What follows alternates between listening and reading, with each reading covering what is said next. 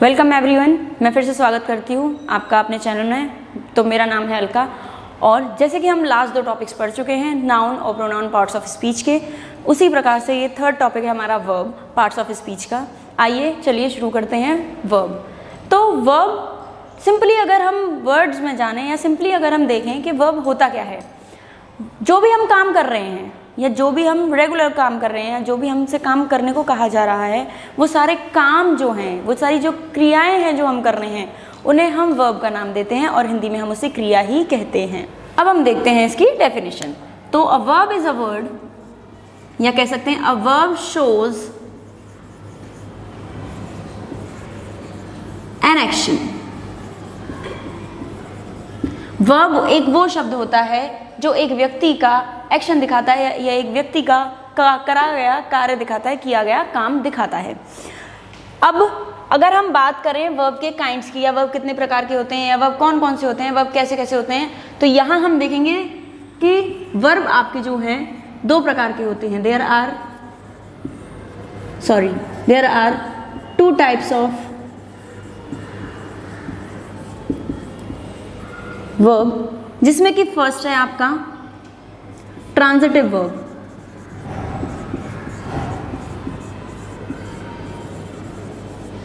तो transitive verb वो सारे वर्ब्स होते हैं जिनमें हमें एक्सप्लेन करने के लिए वर्ब के बाद ऑब्जेक्ट की जरूरत होती ही होती है।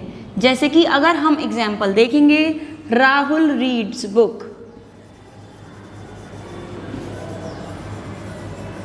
तो अगर हम देखें सवाल करके कि राहुल पढ़ रहा है, तो राहुल पढ़ रहा है, लेकिन सबके दिमाग में आएगा राहुल पढ़ क्या रहा है, तो राहुल किताब पढ़ रहा है। तो हमें इस सेंटेंस को कंप्लीट करने के लिए, अगर हम सिर्फ इतना छोड़ दें वर्ब के बाद, तो हमें इस सेंटेंस को कंप्लीट करने के लिए ऑब्जेक्ट की जरूरत है ही है। तो यहाँ राहुल हो गया आपका सब्जेक्ट, रीड्स हो गई आपकी वर्ब, और बुक हो गया आपका ऑब्जेक्ट। सेम इसका ऑपोजिट बिल्कुल हमारा है इंट्रांजिटिव वर्ब, जो कि आपका सेकंड है, वर्ब का सेकंड टाइप है, या कह सकते हैं सेकंड काइंड है इंट्रांजिटिव वर्ब।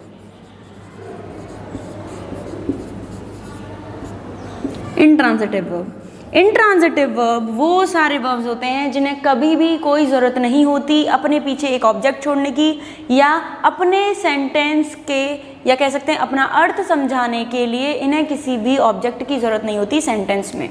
जैसे कि the sun shines, the sun shines, सूरज चमक रहा है। कैसे चमक रहा है, क्यों चमक रहा है, ये सवाल आपसे कोई नहीं पूछेगा।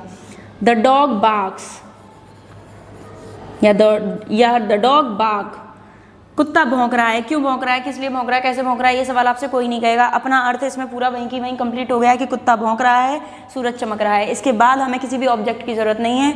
जिन सेंटेंसेस में या जिन वर्ब के साथ हमें किसी ऑब्जेक्ट की जरूरत नहीं होती वो इंट्रांजिटिव वर्ब होते हैं। जिन वर्ब में हमें ऑब्जेक्ट की जरूरत होती है उन्हें हम ट्रांजिटिव वर्ब कहते हैं। अब अगर नीचे आ जाएं फिर से इंट्रांजिटिव वर्ब के लिए, तो इसके भी हमारे पास दो पार्ट्स हैं। तो first one is linking verb. ये आपके काइंड्स हैं इंट्रांजिटिव वर्ब के। लिंकिंग वर्ब वो सारे वर्ब्स होते हैं जिनमें हमें वर्ब का एक्सप्लेन करने के लिए, या कह सकते हैं वर्ब को एक्सप्लेन करने के लिए, वर्ब का अच्छे से मीनिंग बताने के लिए हमें एक कॉम्प्लीमेंट की ज़रूरत होती है। तो जैसे कि सीमा लुक्स, सीमा दिख रही है, तो सीमा कैसी दिख रही है, सवाल आएगा सबके मन में, सीमा कैसी दिख रही है, तो सीमा लुक्स ब्यूटीफुल। सीमा खूबसूरत दिख रही है, तो खूबसूरत यहाँ पर आपका क्या होगा, कॉम्प्लीमेंट। कॉम्प्लीमेंट वो शब्द होते हैं जिनमें हमें तारीफ सुनने को मिलती है, कह सकते हैं वो शब्द जो हमें तारीफ करते हुए दिखाते हैं किसी चीज़ की, या किसी चीज़ के लिए हम तारीफ सुनते हैं, उन सारे शब्दों को हम कॉम्प्लीमेंट्री वर्ड्स का नाम देते हैं। और लिंकिंग वर्ब के बाद दूसरा आ जाता है आपका ऑक्सिलरी वर्ब।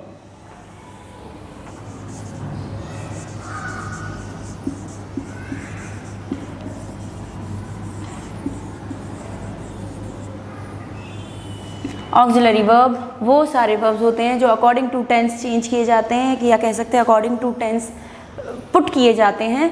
जैसे कि डू की जगह आप डिड यूज़ कर सकते हैं, या वुड की जगह विल यूज़ कर सकते हैं, या विल यूज़ करते हैं।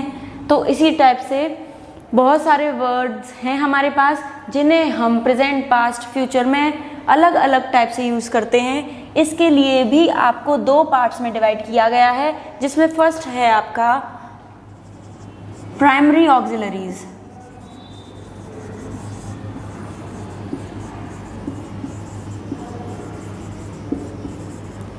प्राइमरी ऑक्सिलरीज में आ जाते हैं आपके डू, बी और हैव।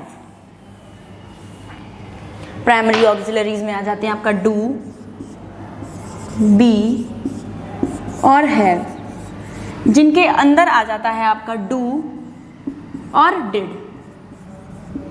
बी के अंदर आ जाता है आपका is, am, are, was, were, will etcetera, और भी काफ़ी सारे आ जाते हैं। हैव में आ जाता है आपका has, have and had. Second point है आपका मॉडल ऑक्सिलरी।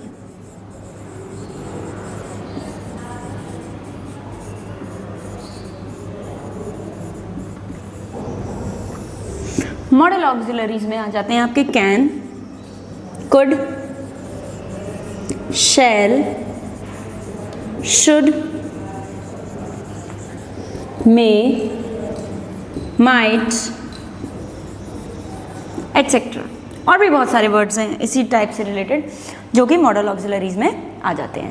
आज का टॉपिक हम यहीं ख़त्म करेंगे। अगर आपको मेरा समझाया हुआ समझ में आए या आपको कुछ पसंद आए मेरे समझाए हुए में, तो प्लीज़ मेरे वीडियो को लाइक कीजिए, कमेंट सेक्शन में जाकर बताइए कि आपको मेरी वीडियो कितनी पसंद आई। और अगर आपको इसके नोट्स चाहिए हो किसी बच्चे को पढ़ाने के लिए, तो मैं उसके नोट्स भी प्रोवाइड करवा दूँगी। और बाकी अगर आपको और ऐसे टाइप की वीडियोस देखने के लिए मेरा चैनल सब्सक्राइब करना पड़ेगा, तो सोचिए मत, फटाफट से जाके सब्सक्राइब कीजिए। Thank you so much.